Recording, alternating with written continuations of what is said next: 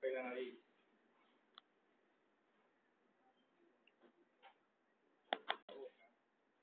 Labios.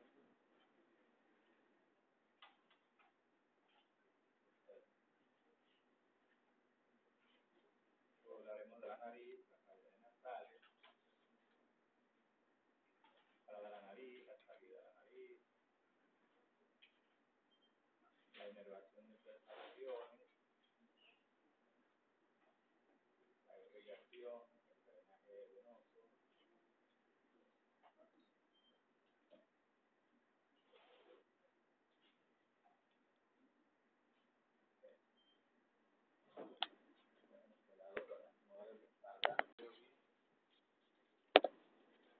Ok, vamos a comenzar. Primero profundo de la cabeza 2, los labios. Entonces ya saben, los labios, mira cómo tienen. Los labios entonces son dos pliegues carnosos que están cerrando la entrada al orificio oral. Cuando hablamos de la palabra oral nos estamos refiriendo a la boca, ¿verdad? Entonces la boca tiene un orificio de entrada y ese orificio de entrada está circundado por, acuérdense, de los músculos orbiculares de los labios.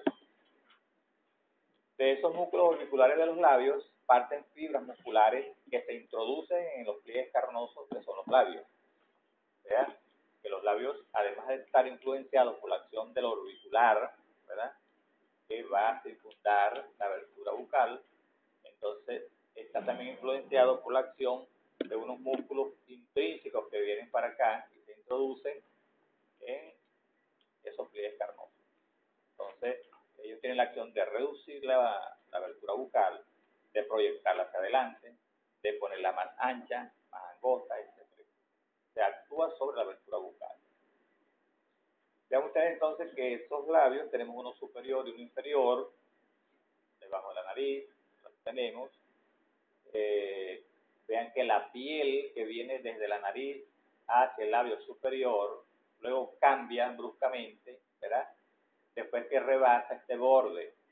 Algunos libros lo llaman entonces el borde vermellón del labio. ¿Borde qué? Vermellón del labio. El borde vermellón del labio. Los labios tienen entonces unas comisuras laterales, ¿verdad?, las llamadas las comisuras labiales, y en el centro, debajo del tabique nasal, encontramos entonces un surco que se llama el filtrum de los labios, un canalcito que se encuentra en el centro de los labios que dan entonces esta excavación, y debajo de la excavación, ya en lo que se llama la zona de transición de los labios, tenemos una protuberancia central en el labio superior. La piel luego rebasa el borde vermellón y pasa al labio superior, y del labio inferior pasa, de la piel pasa entonces al labio inferior y cambia de grosor. O sea, la piel que usted va a encontrar sobre el borde vermellón es más gruesa, mientras que la que está a nivel de la zona de transición en el labio superior y en el inferior es más delgada. Y debido a que es delgadita, entonces él le da, debido a que es muy vascularizada esta región, una coloración diferente a la que tiene en la parte más gruesa. Claro, dependiendo de la raza también, lo veremos más rosada, menos rosada, etcétera, etcétera. El surco labial lateral o la comisura labial se continúa hacia arriba con la comisura nasal, y las dos juntas entonces forman lo que se llama el surco nasogeniano. Entonces, en este caso tenemos los labios superiores y labios inferiores cerrados, en posición. Ahí no entra ni mosca en la boca, ¿verdad? Entonces, hay un dicho que dice que en boca cerrada no entra mosca. Bueno, ya saben entonces que los músculos tienen, los labios tienen entonces musculatura intrínseca y musculatura extrínseca. Musculatura intrínseca en el propio labio, ahí se encuentran también glándulas. En la piel de los labios es glabra, o sea, glabra quiere decir que no tiene pelos, ¿verdad? Entonces una piel que no tiene pelos, hay una gente que tuviera pelo en los labios. Entonces la piel que tiene el pelo es esta que está sobre el labio superior. Hay otros también que les crece mucho debajo del labio inferior. Tenemos entonces que la irrigación a los labios le va a llegar entonces a través de la arteria facial, acá, su rama labial superior, ven acá, y una rama labial inferior. La labial superior, entonces la irrigación al labio superior y la labial inferior al labio inferior. Adicionalmente, el labio superior recibe también sangre de la infraorbitaria, arteria infraorbitaria, y el labio inferior recibe también sangre de una arteria que se llama la arteria mentoniana. El drenaje venoso viene por las venas labiales superiores e inferiores que van a drenar entonces en la vena facial y de ahí puede tener comunicaciones con el plexo venoso pterygoideo a través de la vena facial profunda. La inervación de los labios le va a llegar a través de ramitas labiales superiores que vienen del nervio infraorbitario, y ustedes saben de dónde viene el nervio infraorbitario, y ramitas, ¿verdad?, que le vienen, claro, aquí está cortado, que le vienen entonces del facial. Acuérdense que el facial da unas ramitas bucales superiores, y de ahí llegan entonces al labio superior. Y al labio inferior le van a llegar entonces ramitas de este nervio que se llama el nervio mentoniano, y también ramitas bucales de el nervio facial. El drenaje linfático de los labios está a cargo de unos ganglios que se encuentran debajo del mentón, los submentonianos y los submaxilares. Entonces, la linfa que viene del labio inferior y de la parte lateral de las comisuras, de la comisura lateral, va hacia los submentonianos, y los que vienen del labio superior van entonces hacia los ganglios linfáticos submaxilares. Abrimos la boca y entramos a la cavidad bucal. En la cavidad bucal entonces tenemos lo que se llama el vestíbulo de la cavidad bucal, y por delante de los dientes, y por detrás de los dientes tenemos lo que se llama la cavidad bucal propiamente dicha, o sea, lo que se llama en realidad cavidad bucal. Entonces, el vestíbulo de la boca está entonces por delante, estaría entonces entre los dientes, ¿verdad?, de las arcadas dentarias inferiores y superiores, las encías de la arcada dentaria inferior y la encía de la arcada dentaria superior. A los lados entonces estaría limitado el vestíbulo por la piel de la mejilla, ¿verdad?, y por las caras bucales, vamos a decir así, de la encía y las arcadas dentarias, donde están los premolares y los molares. En la parte superior, entonces, el vestíbulo estaría limitado lateralmente por la mejilla y por la encía bucal y los molares y premolares de la arcada dentaria superior, y por delante estaría limitado por el labio superior y por detrás por la encía anterior de la arcada dentaria superior y por los dientes incisivos y caninos. ¿Estamos? Entonces son los límites del vestíbulo bucal. De tal manera que la piel que recubre los labios superior e inferior, cuando llega al borde, ¿verdad?, interno del labio, entonces cubre o pasa a unirse o a continuarse con la mucosa del labio respectivo, es decir, con la mucosa del labio superior y la mucosa del labio inferior. Y esa mucosa de cada labio entonces transcurre una pequeña distancia y luego se refleja sobre la encía. Claro, la mucosa del labio superior entonces correrá hacia arriba, y cuando llega a la parte de la encía superior entonces se refleja y hasta ahí llega. Y hace lo que se llama un fondo de saco, ¿verdad?, de la mucosa del vestíbulo bucal. Mientras que la mucosa del labio inferior entonces hace un trayecto hacia abajo, llega al fondo de saco ese y asciende y se continúa con la mucosa que cubre a la encía de la arcada dentaria inferior, formando otro fondo de saco pero abajo. Entonces tenemos un fondo de saco en la parte superior y un fondo de saco en la parte inferior. Este fondo de saco entonces, ¿verdad?, se va a llenar de saliva en caso de que haya secreciones salivales y pasen a ese fondo de saco. Es decir, que si yo cierro los dientes, ¿verdad?, no voy a ver la cavidad bucal propiamente dicha, sino que voy a ver la parte anterior de la cavidad bucal, o sea, lo que se llama el vestíbulo bucal. Y para poder entrar yo a la cavidad bucal propiamente dicha, tengo que abrir los dientes, o sea, separarlos, o me puedo ir por el vestíbulo bucal hacia los lados y me voy hacia atrás, ¿verdad?, de cada arcada dentaria y llego hasta el tercer molar. Y al llegar al tercer molar, entonces hay un espacio entre el tercer molar y la parte de la rama de la mandíbula que asciende. Y por ese espacio, entonces, yo puedo entrar también a la cavidad bucal propiamente dicha. ¿Estamos?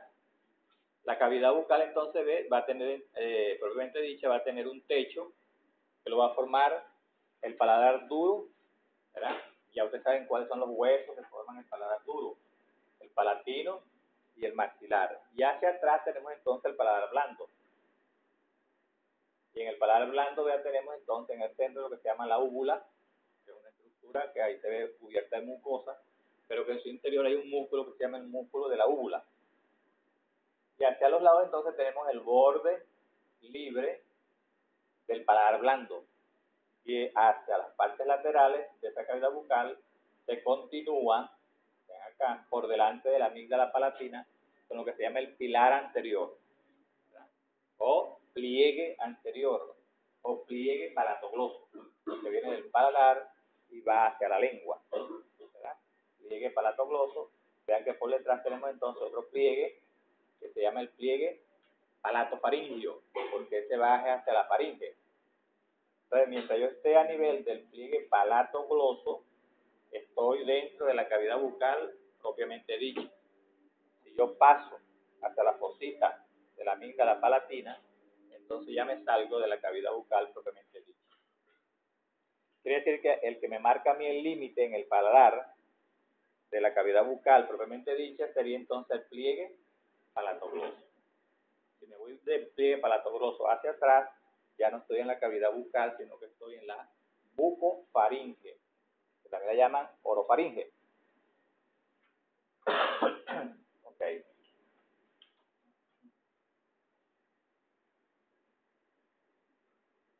¿Qué más se le saca esto? Bueno, las paredes laterales de la boca, la cavidad bucal propiamente dicha, entonces ya va a tener paredes hacia los lados, que serían las encías, ¿verdad? Las encías. Pero esas encías entonces sería la cara aquí arriba, en el techo, en la parte de la cara superior, sería entonces las caras palatinas, no las caras bucales o vestibulares de las encías, sino las caras palatinas de las encías de la arcada dentaria superior. ¿Estamos? Esta que está acá. ¿Por qué se hace esta diferencia? Porque la encía, la cara bucal o vestibular, vamos a llamarla así, de la encía va a tener una inervación y una irrigación diferente a la cara palatina. Mientras que la cara palatina de la arcada dentaria superior de esta encía está inervada por ramitas que vienen del nervio palatino, de la arteria palatina mayor, e inervada por ramitas que vienen del nervio palatino mayor, la parte lateral, o sea, la cara vestibular de la encía, va a estar inervada por ramitas de un nervio que se llama el nervio bucal. Lo mismo sucede con la mucosa de la pared lateral del vestíbulo, que también recibe inervación de el nervio bucal. Ya saben que el nervio bucal es un nervio que es rama de quién. Se me olvidó. El nervio bucal entonces es una rama del nervio trigémino. Rama del nervio trigémino. Muy bien. En la parte inferior entonces tenemos la cara vestibular de la encía inferior y aquí tenemos entonces la cara lingual. Vean que tiene otro nombre. La cara lingual y la cara lingual porque es la que tiene relación con la lengua y la de afuera la cara vestibular. También recibe inervaciones diferentes. Entonces aquí se encarga, serían los nervios ramitas de los nervios alveolares inferiores. Acuérdense que en la rama de la mandíbula tenemos un huequito, por ahí se mete entonces el nervio mandibular, la ramita bucal del nervio mandibular, o sea, bucal no, dentaria inferior, que corre por un conducto que se llama el conducto alveolar inferior, y por ahí va soltando ramitas que va hacia la raíz de los dientes y también da inervación e irrigación en caso de que sea arteria o vena o nervio a las encías de la arcada dentaria inferior.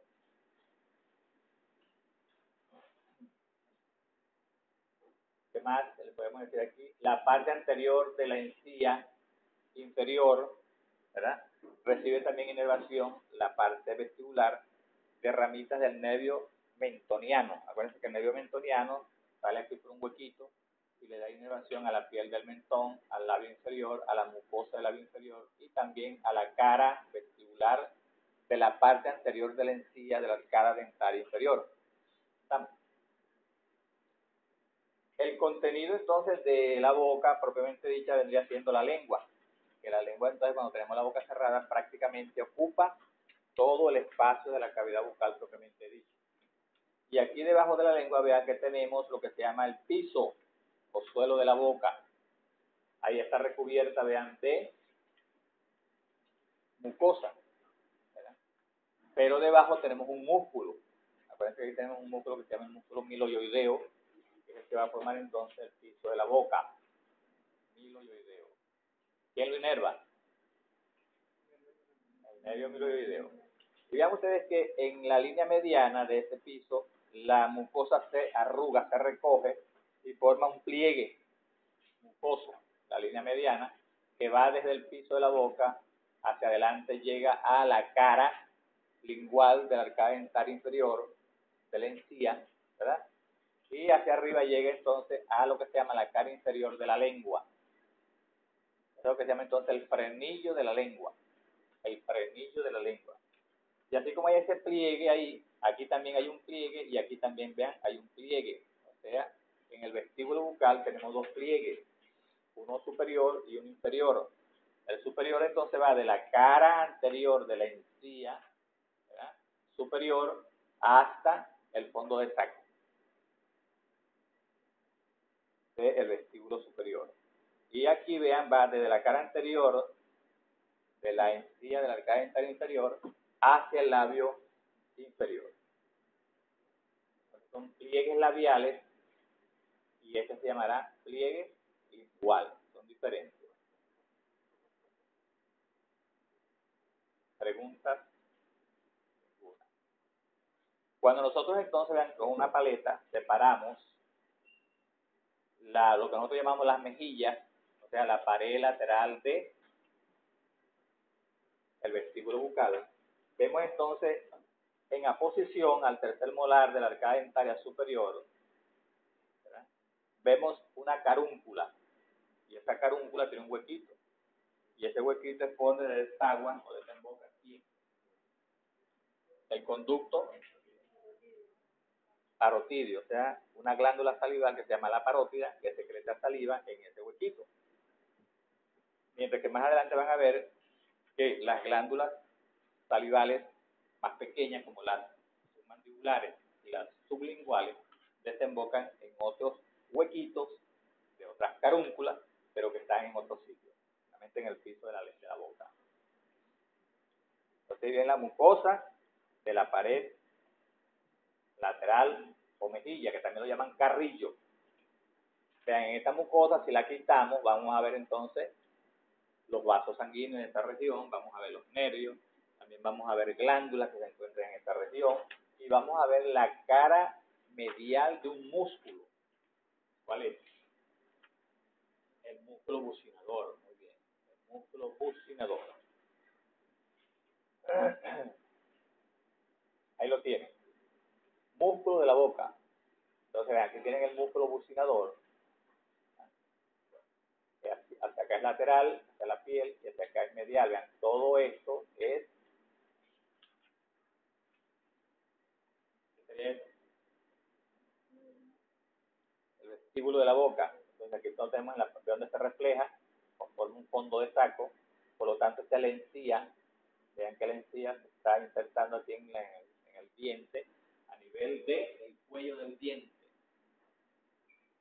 sea a nivel molar, a nivel premolar, a nivel canino, a nivel incisivo. Y eso es lo que yo le digo que se llama la cara vestibular de la encía superior. Y esta es la cara palatina de la encía superior. Y en el caso inferior, esta sería la cara bucal o vestibular de la encía inferior. Y esta sería la cara lingual de la encía inferior. Y esto sería la mucosa del piso de la boca, que se continúa cuando llega a la parte de la raíz de la lengua, ya sea la parte lateral de la lengua, con la mucosa que cubre a la lengua. Vean que todo es una sola cobertura, la misma mucosa que va pasando por toda esta región y va cambiando de grosor y va cambiando de aspecto y de dureza. Y otro músculo es el que vamos a ver aquí, vean, este que está acá. Este es el llamado músculo miloioideo, en el piso de la boca, el músculo miloioideo. Vean que la parte dorsal de la lengua, cuando la boca está cerrada, prácticamente está en contacto con el techo de la cavidad bucal. El techo de la cavidad bucal.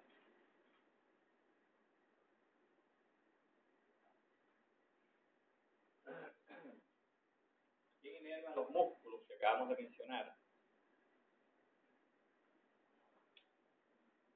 El bucinador por el nervio bucal, ¿verdad? Quedaron callados. El bucinador que lo inerva, el nervio facial, muy bien. El nervio facial, el milo, ya saben, el nervio miloideo, que viene de ¿dónde? De la rama mandibular del trigémino. Luego tenemos entonces el paladar. El paladar entonces es una estructura que la vamos a dividir en dos porciones. En una porción ósea y en una porción blanda. Una porción dura y una porción blanda. La porción dura del paladar ocupa entonces los 2/3 anteriores del techo de la cavidad bucal. Y está formado entonces por la rama horizontal del palatino y la apófisis palatina del maxilar. Muchos pusieron el examen que tenía 2 apófisis, que tenía 3 apófisis. ¿Cuántas tiene? 4 apófisis. Eso vinieron a la clase. Los que pusieron otro número no vinieron a la clase. Entonces, vean, la parte dura del paladar, detrás del centro de los dientes incisivos, tiene un canal, se llama el canal incisivo. Y ese canal incisivo hacia la parte del paladar, entonces, tiene una fosita llamada la fosita incisiva, cubierta por mucosa. Y entonces, por ahí, en ese canal es por donde van a pasar las ramas de los nervios y de las arterias palatinas mayores, para anastomosarse con ramas de la esfenopalatina, que es una de las ramas más importantes clínicamente después de la meningia media, que le salió en el examen también. Ok, vean entonces que hacia atrás tenemos el tercio posterior del techo de la cavidad bucal, tenemos el paladar blando, formada por una serie de músculos del paladar y recubierta por mucosa, que también lo vamos a ver. Y vean ustedes entonces que hacia atrás hay un pliegue este que está acá, que viene del paladar hacia la lengua, específicamente hacia lo que se conoce como la división de la que es la parte posterior de la parte anterior de la lengua. Ahí entonces se encuentra un surco en forma de V invertida, que se llama el surco lingual. Y ese surco lingual me marca a mí la diferencia entre lo que es la parte anterior, los 2/3 anteriores de la lengua y la parte posterior de la lengua, donde no hay casi papilas gustativas. En cambio que la parte anterior de la lengua es rica en papilas gustativas. Desde ahí entonces hay un pliegue que me marca a mí que hasta ahí llega la cavidad bucal propiamente dicha. Entonces los límites de esta cavidad bucal propiamente dicha, hacia atrás sería entonces los pliegues palatoglosos de cada lado y hacia arriba entonces sería el paladar blando. Cuando yo rebaso este pliegue caigo entonces en lo que se llama la fosa palatina, donde se encuentra la amígdala palatina. Y hacia atrás tenemos entonces el pliegue palatofaringio, que en su profundidad hay un músculo llamado palatofaringio, que es otro músculo del paladar, pero que va hacia la faringe. Y ya este músculo entonces me va a marcar a mí la diferencia entre lo que es la bucofaringe de la orofaringe. Y hacia atrás entonces tengo la pared, como pared posterior de la orofaringe, los músculos faringios, ¿verdad? Los constrictores de la faringe, cubiertos por mucosa, como pueden ver ustedes ahí. Este que está acá entonces es el músculo de la úvula. Vean que sus fibras son longitudinales hasta la puntica, mientras que aquí ven unas fibras que son transversas, y por delante tenemos entonces una aponeurosis. Estas fibritas transversas cortadas ahí pertenecen al tensor del velo del paladar y al elevador del velo del paladar.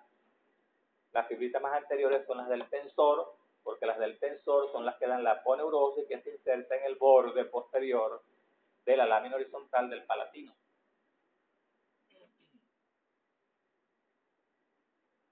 Entonces tenemos que el paladar va a formar entonces tanto el techo como el piso de la cavidad nasal. Es doble función este hueso. Paladar duro, entonces forma parte del techo de la cavidad bucal, pero forma también parte del piso de la cavidad nasal.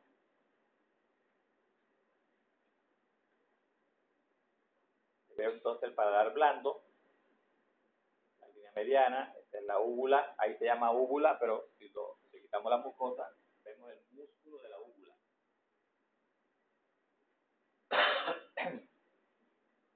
Aquí está la amígdala palatina. ¿Dónde está la amígdala palatina? En la boca o en la orofaringe. En la orofaringe, muy bien. Irrigación e inervación del paladar. Ya saben ustedes entonces de dónde proviene esta arteria que va surcando el paladar duro después que sale del agujero palatino mayor. ¿Verdad? ¿De dónde viene esa arteria?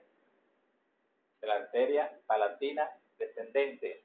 ¿Qué rama de quién? De la tercera porción de la arteria maxilar interna. Bien.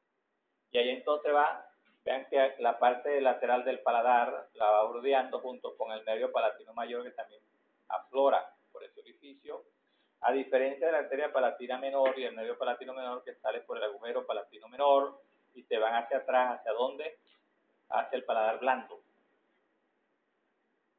Vean que el paladar, además de las porciones óseas y musculares que la forman, tiene glándulas también, y tiene mucosa y tiene aponeurosis. Aquí va una aponeurosis. Y esta aponeurosis que ustedes ven aquí es la del tensor del velo del paladar. Entonces, el nervio palatino menor va a dar inervación a la mucosa del paladar blando, y el palatino mayor le va a dar inervación a la mucosa del paladar duro, o sea, el que recubre al paladar duro. A las encías palatinas, vean acá las ramitas que yo les decía, que van para la encía o la cara palatina de la encía de la cara externa superior. Luego se introduce por la fosa incisiva, ya tienen. Y acá abajo ven ustedes entonces ya los músculos del paladar blando. Entonces vean, esta es la aponeurosis del tensor del velo. Este que está acá es el palato gloso por delante, y este que está por detrás de la amígdala es el palato faringio. ¿Hacia dónde va el palato faringio?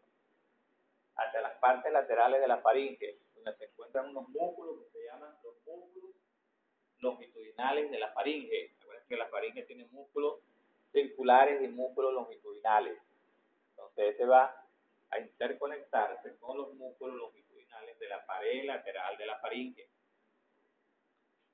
Y este que está acá entonces es el músculo de la úvula. Todo esto visto por la parte anterior del paladar. En cambio, cuando lo vemos por la parte de atrás, ya lo estamos viendo ahí. ¿Desde dónde? Desde la orofaringe. Okay, estamos en la orofaringe y lo estamos viendo ahí. Entonces aquí tenemos este que está acá, ¿cómo se llama? El elevador del velo del paladar. Elevador del velo del paladar. Mientras que este que está acá se llama tensor del velo del paladar. Vean que el tensor del velo del paladar tiene un tendoncito que cuando llega al gancho de la fosa pterigoide, dobla hacia el lado medial para insertarse entonces en la aponeurosis palatina. Y con su aponeurosis se inserta entonces en el paladar duro. Mientras que el elevador, vean que se entremezcla con las fibras del músculo de la úvula y este que está acá que se llama el palato faríngeo. Palato faríngeo. Que va para la pared lateral de la faringe. ¿Quién inerva esos músculos? Por ejemplo, este que está acá, tensor del velo del paladar.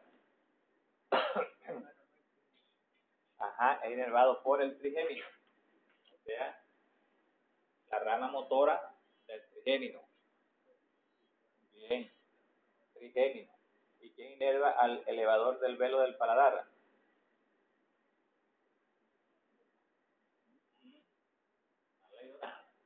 Vienen en blanco, se van en blanco, vienen al examen en blanco.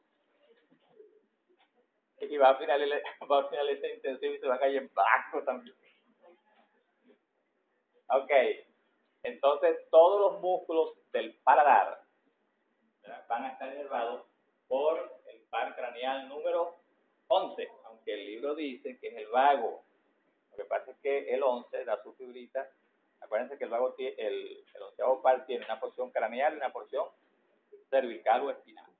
La porción craneal es la que entonces se mete en el vago, le invade su terreno y llega entonces al plexo faríngeo. Y entonces de ahí se va hacia el paladar. Y llegando al paladar entonces le da inervación a esos músculos. Aunque el libro dice en algunas partes que es el vago, ¿verdad?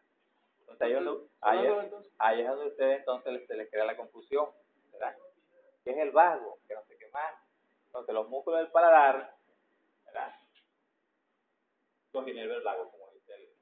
Pero acuérdense que no es el vago, sino que es el 11º par que se mete con el vago y le llega a esos músculos. ¿Pero quién inerva esos músculos? El 11º par. 11º par. Sí, porque si colocamos entonces paro, entonces... Ok. La acción entonces del elevador del velo del paladar, elevar el velo del paladar. ¿Y para qué se eleva el paladar o se tensa el paladar? Exactamente, para elevar el paladar.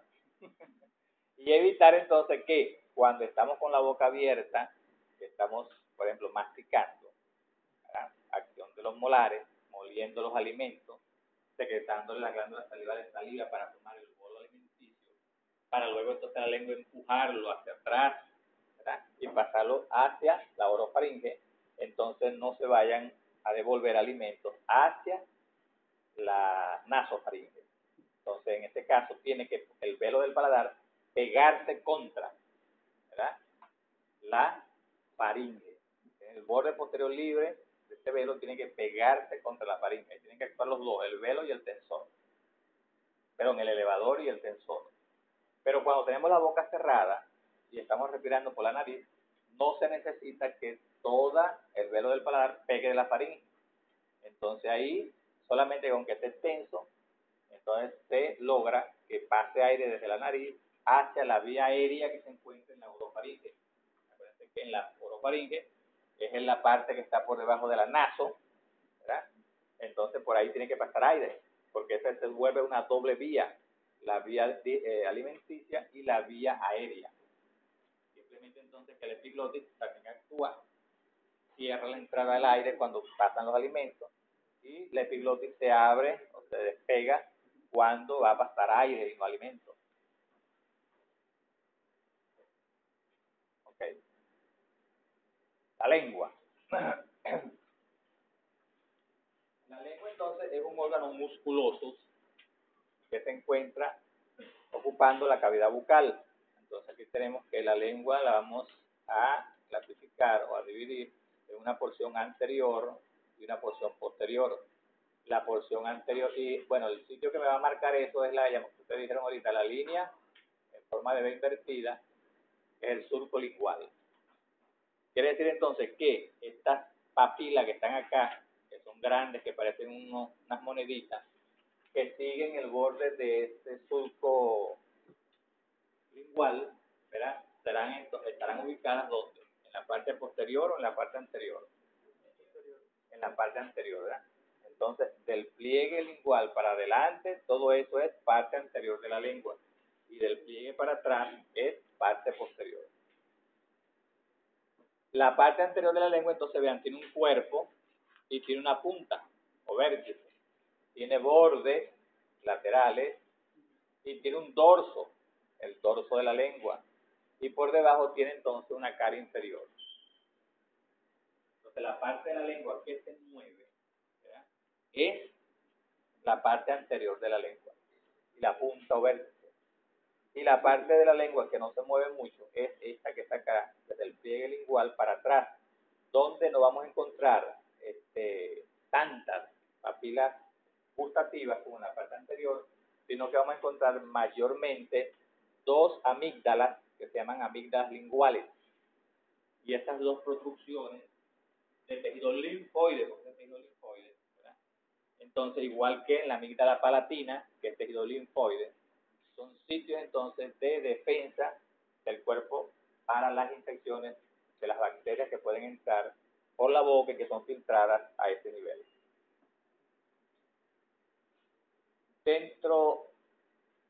También hay otro surco en la lengua, en la línea mediana, a nivel de su parte de su cara dorsal, que es el surco mediano. El surco mediano, este va para bioquímica. El surco mediano. Entonces ya tenemos entonces dos surcos, un surco lingual y un surco mediano de la lengua que está en el dorso de la lengua. Entonces la parte posterior es lo que también llaman entonces parte posterior o raíz o base de la lengua. Parte posterior o raíz o base de la lengua. Dentro de las papilas gustativas que conseguimos en la parte anterior de la lengua, tenemos las grandotas estas que se llaman las papilas caliciformes. Luego entonces en la parte anterior o por delante de estas papilas tenemos un poco de botoncitos, ¿verdad?, que parecen honguitos, como dice el libro, que se llaman entonces las papilas fungiformes. Y entre ellas tenemos unos filamentos, ¿verdad?, de papilas que se llaman las papilas filiformes, que tienen poca participación en la percepción del gusto. Las que más tienen son las papilas caliciformes y las papilas fungiformes. Y hacia los lados, vean, tenemos unos plieguecitos que se llaman las papilas foliadas. También se dice que no tienen mucha participación, pero tienen más participación que las foliadas. Entonces, en resumen, tenemos papilas caliciformes, que son estas que están acá, papilas fungiformes, que son los botoncitos más gruesos que ustedes ven acá en el dorso de la lengua. Las filiformes son las punticas más delgaditas, y estas que son las foliadas que están a los lados, o sea, en los bordes laterales de la parte posterior de la lengua.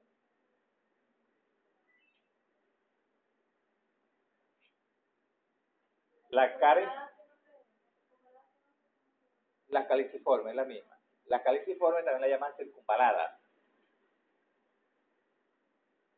Ven, aquí tenemos entonces la cara inferior de la lengua, y en la línea mediana de esa cara inferior tenemos un pliegue, que ya lo conocemos, ¿verdad? El pliegue lingual, que va de dónde a dónde, de la cara inferior de la lengua hasta la encía, en la línea mediana de la cara inferior. Y hacia los lados entonces ese pliegue se continúa con otros pliegues. Por ejemplo, vean, inmediatamente a los lados del pliegue lingual tenemos dos carúnculas. Aquí está, una a la derecha y una a la izquierda. Y esa carúncula tiene un huequito. Y por ese huequito desemboca entonces el conducto de la glándula salival submaxilar. Esta que está acá. Y vean el conductico por donde va. Este que está en verde. Este desemboca aquí. Mientras que vean, la sublingual tiene bastantes conductillos, una cantidad enorme de conductillos que desemboca en este pliegue lingual, que está a los lados de la carúncula lingual. Y en este pliegue lingual tenemos una serie de huequitos donde desembocan esos conductillos de la glándula sublingual. ¿Estamos? La piel de la parte inferior de la lengua es tan delgada que se puede ver el trayecto que sigue la vena sublingual. la llaman vena profunda de la lengua. Esta vena profunda de la lengua se anastomosa en la punta de la lengua, la derecha con la izquierda. Aquí va una, la derecha, y aquí va la izquierda ya que se hizo la resección. Por ahí entonces la lengua ayuda a drenar su sangre, drenaje venoso de la lengua, de la cara inferior a través de la vena lingual profunda, que se va a anastomosar en la parte posterior de la lengua con la vena sublingual. Aquí estamos viendo entonces las carúnculas y aquí está el frenillo.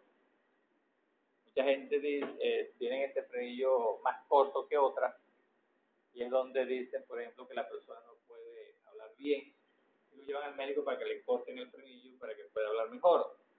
Otros dicen que eso no tiene nada que ver, que ese frenillo luego entonces se distiende y que la persona pueda hablar con más fluidez. Pero si hay una conexión, se ha visto que hay una conexión entre el frenillo corto y la dificultad para hablar. Claro, esto le frena el movimiento de la lengua. Y aquí tienen entonces el pliegue labial inferior y aquí está el pliegue labial superior. Y abajo el piso de la boca. No confunda piso de la boca con piso o reflexión o fondo de saco del vestíbulo bucal. Ahí están las papilas gustativas, la distribución de las papilas gustativas. Ven, estas que parecen unos botoncitos son las fungiformes y entre ellas, vean, hay mayor cantidad de filiformes y estas son las caliciformes. Y vean, detrás de la caliciforme entonces tenemos el surco lingual y detrás del surco lingual tenemos el fondo de saco, el punto ciego. Y este punto ciego es un remanente de ¿quién? Embriología. ¿Qué pasa en embriología con 10, con 9, con 8? Demuestren ahí que saben qué es eso. Es un remanente del conducto pirogloso. ¿Qué es el conducto pirogloso? Y eso que está aquí entonces la parte posterior de la lengua, tejido linfoide, amígdala lingual. ¿Y aquí qué es esto? Vean que aquí la mucosa se refleja sobre la cara anterior del epiglotis, en las denominadas, anatomía 1, paléculas. Ay, Dios mío. Paléculas epiglóticas. Digamos que pasan por anatomía, pero bueno, pues la anatomía no pasa por ustedes. Las valéculas epiglóticas. Y este pliegue que está en el medio, ¿cómo se llama? Pliegue glosoepiglótico mediano. Y estos son los pliegues glosoepiglóticos laterales. Ok. ¿Preguntas? Músculos de la lengua. Bueno, los músculos de la lengua, vamos a hablar de unos músculos llamados músculos intrínsecos de la lengua y de unos músculos llamados músculos extrínsecos de la lengua. O sea, esto es lo que se llama la raíz de la lengua. Tenemos la parte posterior. Aquí tenemos el agujerito ciego. Y aquí tenemos el dorso de la lengua. Entonces, debajo de la mucosa de la lengua, del dorso de la lengua, tenemos entonces unos músculos que van de adelante hacia atrás. Estos que van por acá. Son los llamados músculos longitudinales superiores. Debajo de los músculos longitudinales superiores hay unos que, vean, se ven como punticos. Esos son los músculos transversos de la lengua. Y hay unos que son, vean, como rayitos de bicicleta. Son los músculos radiales o verticales de la lengua.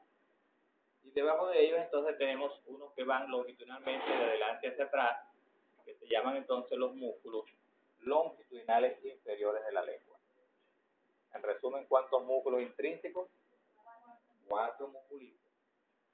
Facilito para que se los aprendan. Ahí lo tienen. Entonces, estos son los longitudinales superiores. Estos son los longitudinales inferiores. Las figuritas verticales son los verticales y las estas son las transversas. Y vean que esos músculos van a estar separados en la línea mediana por un tabique vertical de la lengua. Y hacia arriba entonces se toma o se adhiere al surco longitudinal de la lengua, en la parte mucosa. Por eso es que entonces este tabique tracciona un poco hacia abajo y hace entonces que se vea el surco en la parte dorsal de la lengua. Entonces ya saben, los músculos intrínsecos de la lengua. En cambio que los que vienen de afuera y llegan a la lengua son llamados músculos extrínsecos de la lengua. Se dice que los músculos intrínsecos de la lengua actúan sobre la lengua y le hacen que cambie de forma. Se han cambiado de la forma de la lengua. Así como ella. Esta acción que ella hizo, hay unos que sacan la lengua y le dan para arriba. Hay unos que hacen un doblez con la lengua, así como ella. Hay otros que ponen la lengua más arqueada hacia arriba, se le cambian la forma a la lengua y eso es gracias a estos músculos. En cambio que los músculos intrínsecos lo que hacen es cambiarle la posición a la lengua, ¿verdad? Son los que utilizan mucho a aquellas personas que les gusta darle a la lengua. como dice el argot popular por allá, no hay arma más peligrosa que la lengua. Entonces, vean, los músculos extrínsecos vienen desde la parte externa y entran a la lengua. Generalmente, los músculos extrínsecos de la lengua vienen o tienen inserciones en huesos. Los músculos intrínsecos no tienen inserciones en huesos. Aquí veamos entonces este músculo. ¿Cómo se llama este? Viene de la apófisis estiloide y va a la lengua. El estilogloso. Muy bien. Este que va del hueso hioides a la lengua. El hiogloso. Muy bien. Este que va de la apófisis geniana de la mandíbula a la lengua. El geniogloso. Vean que todos terminan en gloso. Pero hay un músculo que viene del paladar y va a la lengua, que es el palatogloso. Muy bien. Ahí lo tienen. ¿Quién inerva los músculos de la lengua? Todos los músculos de la lengua son inervados por el nervio hipogloso. Menos, esa es la pregunta del examen, el palatogloso, que lo inerva el 11º bar, que se mete en el bar.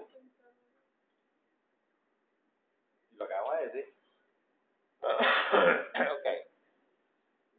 Irrigación e inervación de la lengua.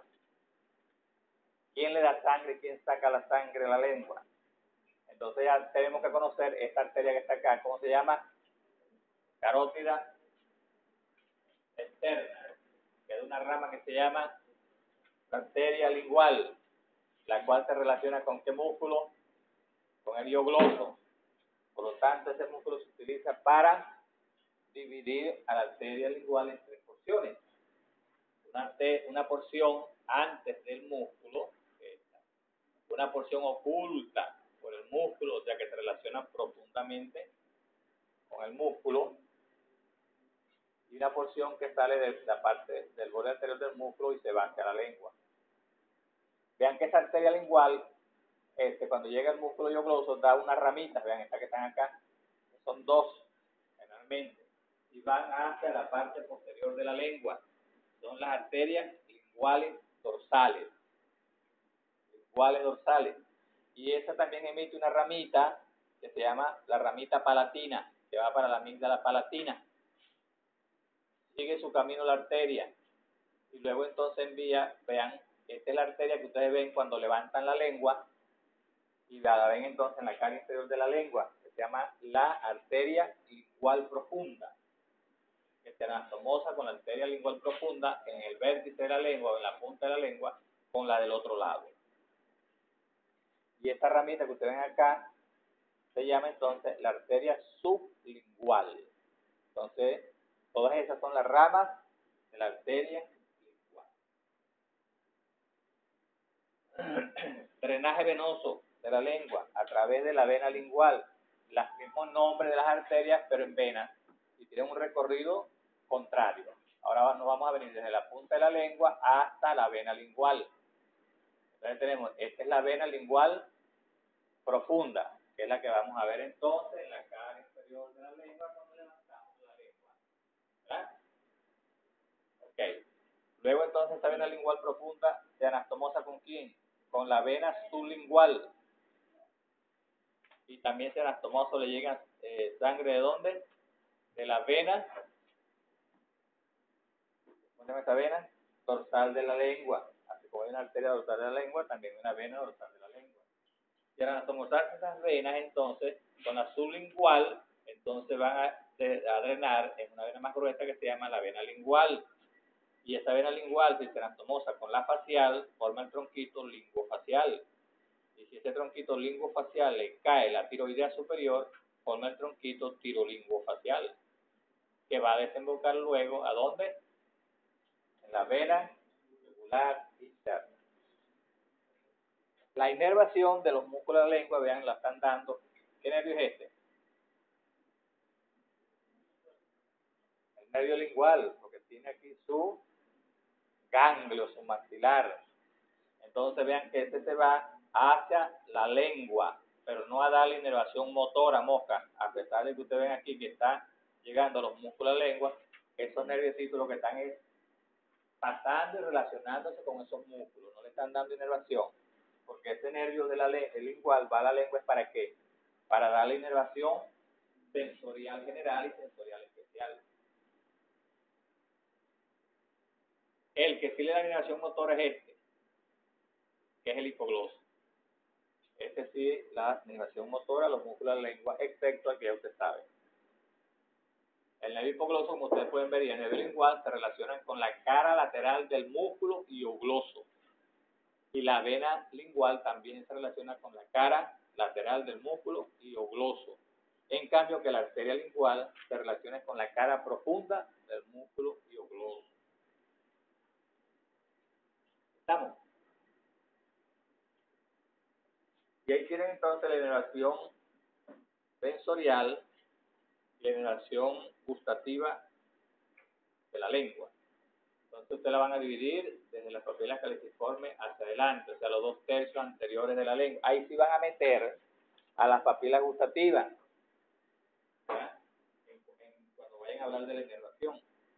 Entonces, los 2/3 anteriores de la lengua y las papilas caliciformes van a estar inervadas sensorialmente por el trigémino, mientras que la inervación gustativa, o sea, sensorial especial, va a estar a cargo ¿de quién? El facial. El facial, ¿a través de qué?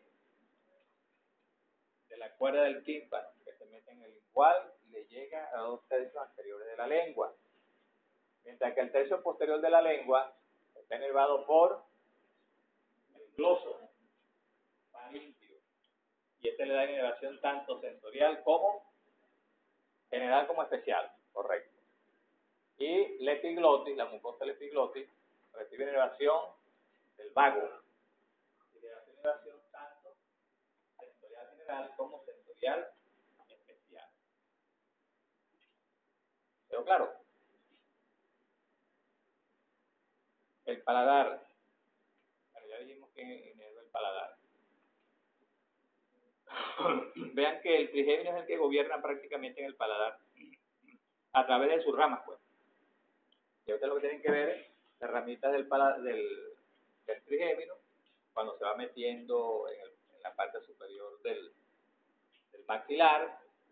Acuérdense de los agujeritos alveolares pósteros superiores y que ese nervio cuando se mete ahí será una rama del maxilar.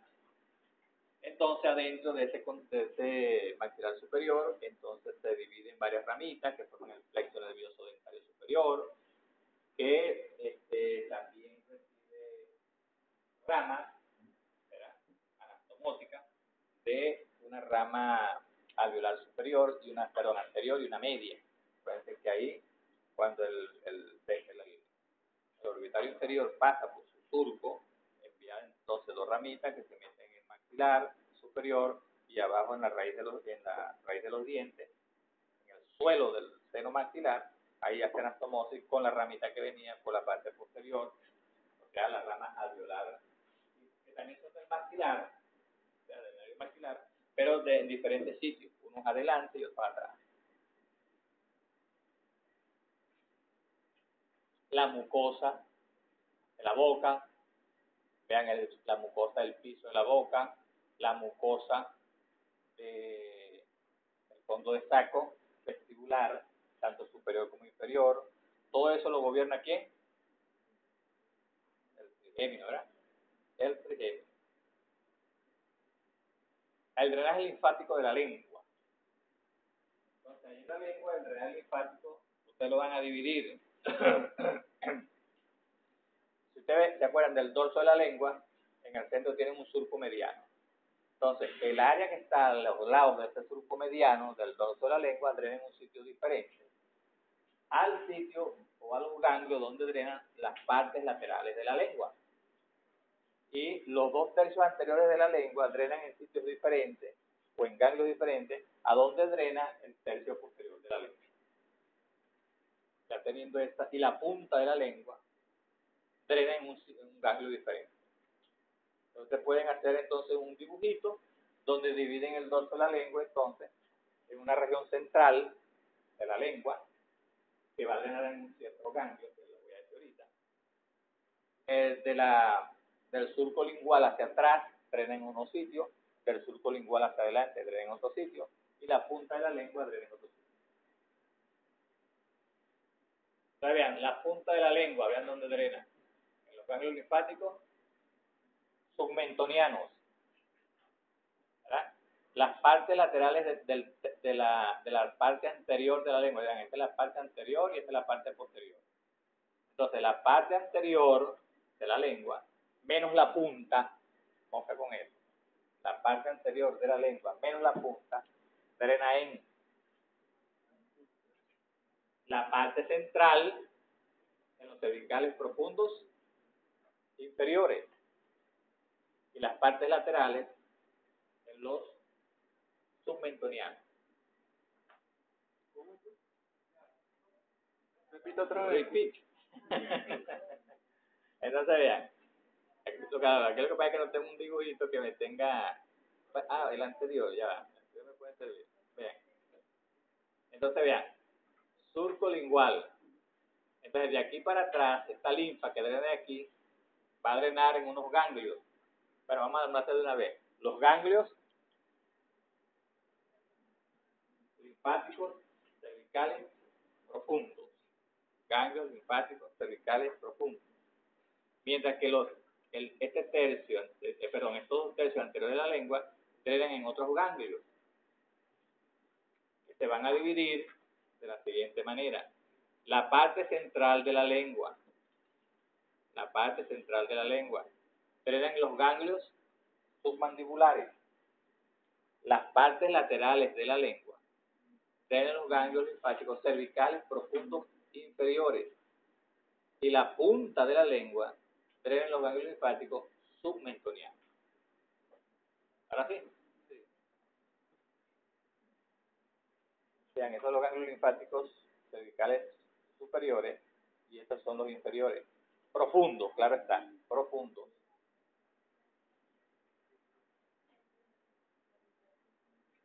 Vean, los ganglios linfáticos cervicales profundos superiores son los que llaman yúgulos digástricos. ¿Se acuerdan de anatomía 1? Y los inferiores son los que se llaman yúgulos homoyoideos, porque se relacionan los de arriba con el músculo digástrico y abajo se relacionan con el músculo homoyoideo. La nariz.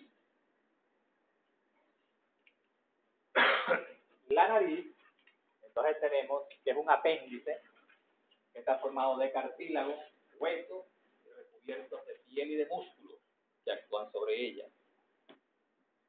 Entonces en la nariz vamos a tener una parte ósea y una parte cartilaginosa.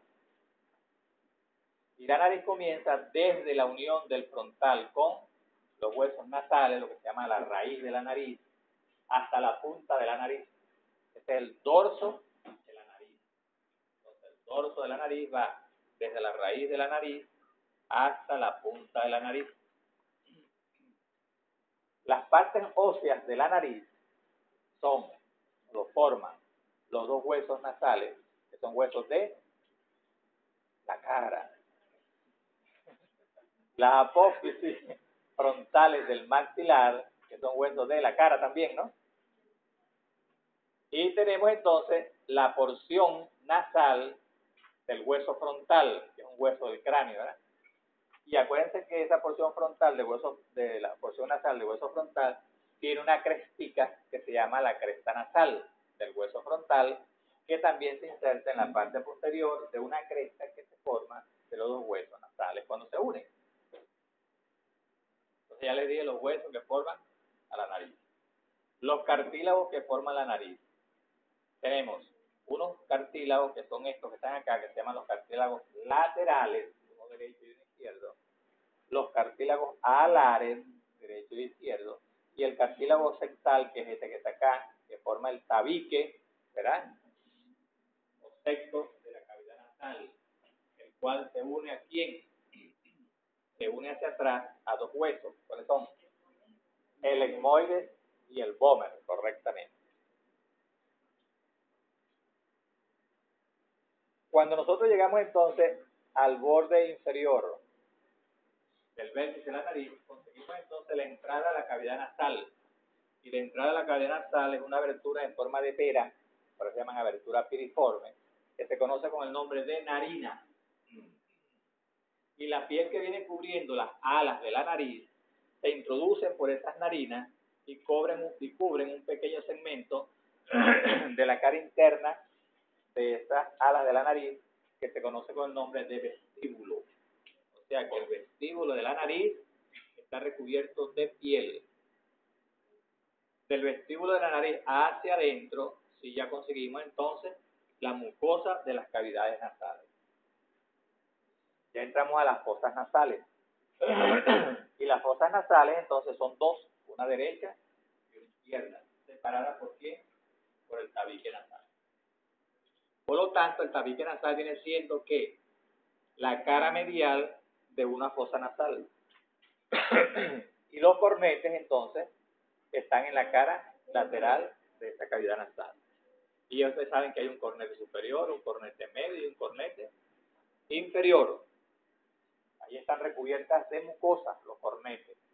Y esos cornetes entonces son de forma convexa hacia medial y cóncava hacia lateral.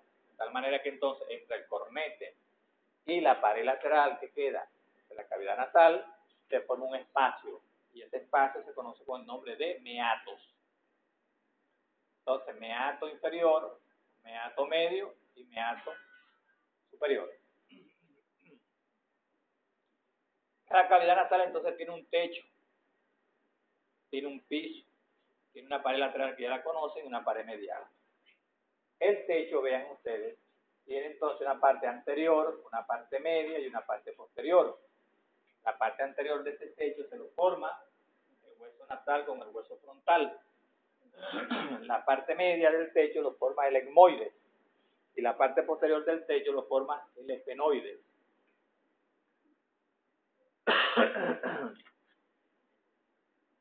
Pues, en el piso tenemos entonces, ya ustedes saben quién forma el piso. El piso lo van a formar entonces la apófisis palatina del maxilar, otra vez la lámina horizontal de ¿quién? Del palatino. ¿Quién más? Y hacia atrás el paladar blando. Okay.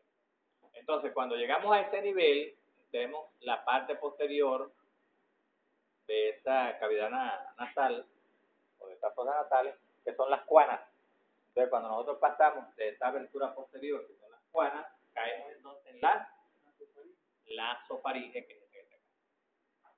Y en la nasofaringe se caracteriza, ¿por qué? Porque hay una protuberancia en la pared lateral de la nasofaringe, que ya ustedes la conocen por anatomía 1, ¿verdad? Es esta que está aquí, que se llama el rodete tubárico, este que está acá, el torus levatorius, un pliegue posterior que es el salpingo faringio y un pliegue anterior que es el salpingo palatino. Muy bien. Y en el centro tenemos un huequito que se llama la abertura faringia, la abertura nasal de la trompa faringotimpánica, que es el que comunica entonces la nasofaringe ¿con quién? Con el oído medio. Esta parte que ustedes ven acá, como un surco entre el etmoide y el esfenoide, es lo que se conoce como receso esfenoetmoidal. Y en este receso esfenoidal desagua, vean este huequito, el seno esfenoidal. Entonces, si le preguntan dónde desemboca el seno esfenoidal, usted dice en el receso del seno etmoidal. La mucosa de la cavidad nasal o de cada fosa nasal se divide en dos, en una mucosa respiratoria y en una mucosa olfatoria. Lo que está ahí pintadito en azul es la mucosa olfatoria de la cavidad nasal y el resto es la mucosa respiratoria. Cuando el aire entra por las fosas, por las narinas, entonces se van a encontrar con unos pelitos en el vestíbulo y esos pelitos tienen la particularidad o la función de parar el polvo que viene en el aire para que luego pase entonces a la mucosa respiratoria un aire más puro. Al pasar entonces por entre los cornetes, esos cornetes, acuérdense que están muy irrigados, ahí son fáciles las hemorragias, por eso es importante la esfenopalatina, porque ahí las epistaxis, o sea, sangrado por la cavidad nasal, entonces ante cualquier golpe puede entonces la persona sangrar. Hay personas que sangran hasta sin golpear, porque solamente coge el sol, entonces se dilatan esos vasitos, se revientan y hay sangrado nasal. Entonces, esa gran vasculatura que tienen esos cornetes le permite entonces que el aire que entre se caliente, se tempere, como dice la gente. Y entonces cuando pase a la nasofaringe y después a las vías respiratorias más inferiores, como los pulmones, los bronquios, etcétera, va a entrar un aire entonces más tibio. ¿Verdad? En cambio, que el aire cuando llega aquí arriba, ¿verdad? Entonces es para estimular unos receptores que tiene esa mucosa olfatoria, y entonces va a permitir que estos receptores pasen ese estímulo a unas células llamadas bipolares, que son las que van a formar el nervio olfatorio que pasa por la laminita cribosa del etmoide y lleva esa información al bulbo olfatorio. ¿Para qué? Para que se produzca entonces el recorrido por la vía olfatoria y la persona pueda percibir los colores cuando esa información llega al cerebro. Es clase de otro tema.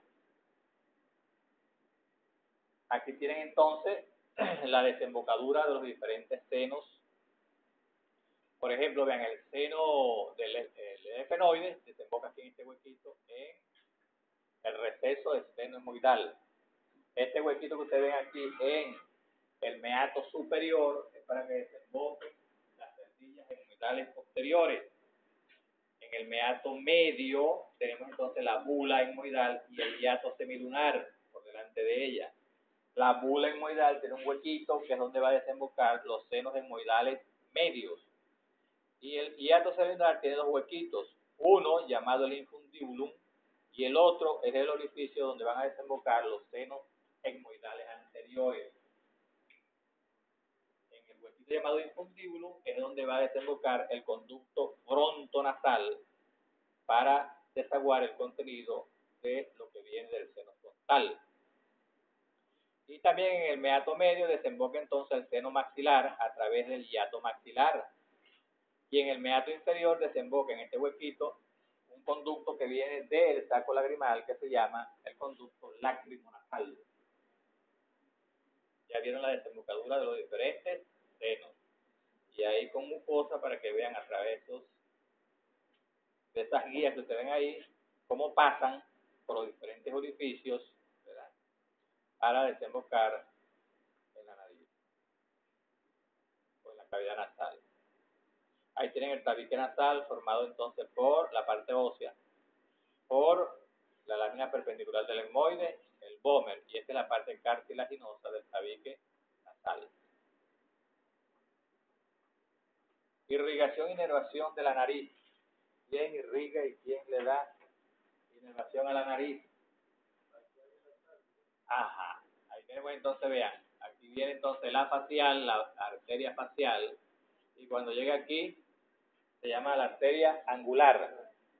Pero cuando todavía es facial, vean, emite una ramita que va para ala de la nariz y la parte dorsal y la punta de la nariz.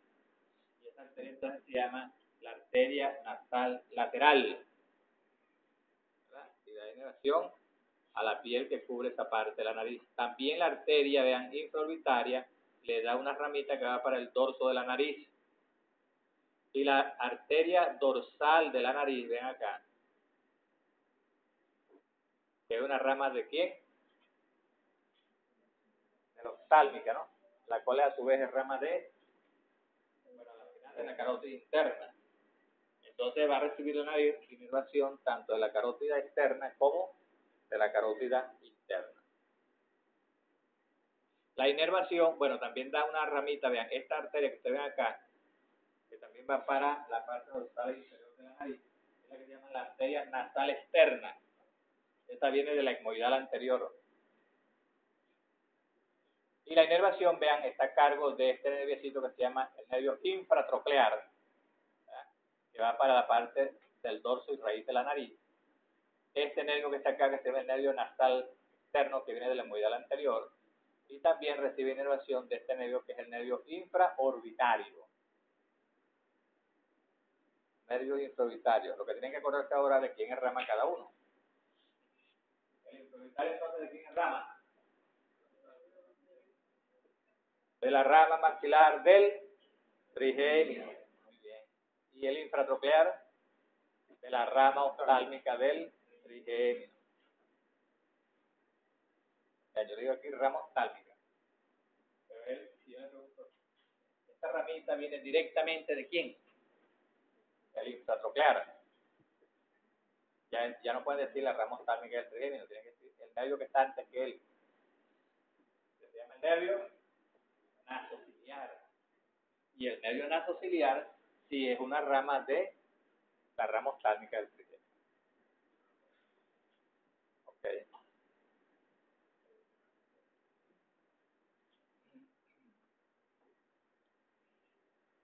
Vean, en esta diapositiva, vean cómo la rama infraorbitaria envía una ramita al labio superior, pero también envía una ramita que se mete aquí.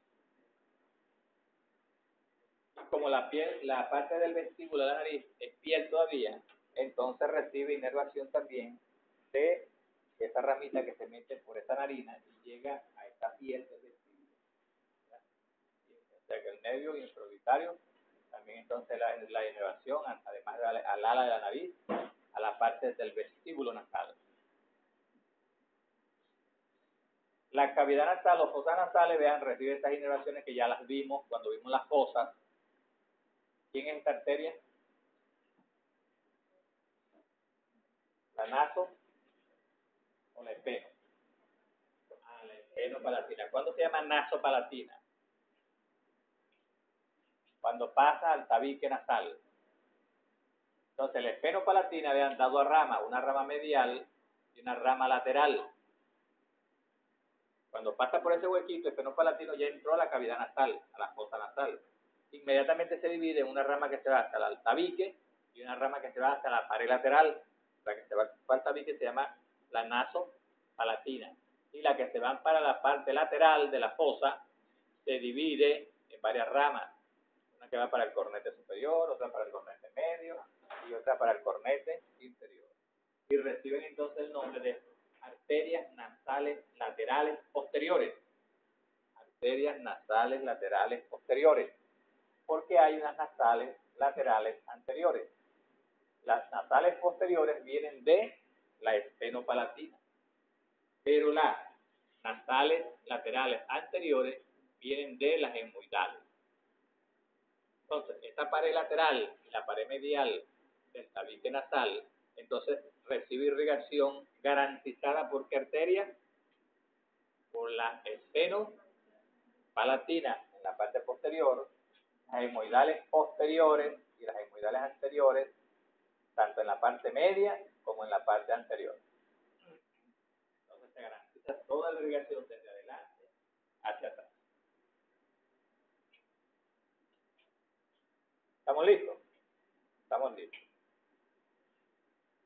La inervación de la cavidad nasal, entonces la garantiza el nervio maxilar a través o bien de su ganglio o bien de la rama descendente, o sea, la palatina mayor. Entonces vean cómo van ramitas hacia el tabique, llamada el nervio nasopalatino, y estas ramitas también nasales, laterales posteriores, y estas nasales laterales anteriores.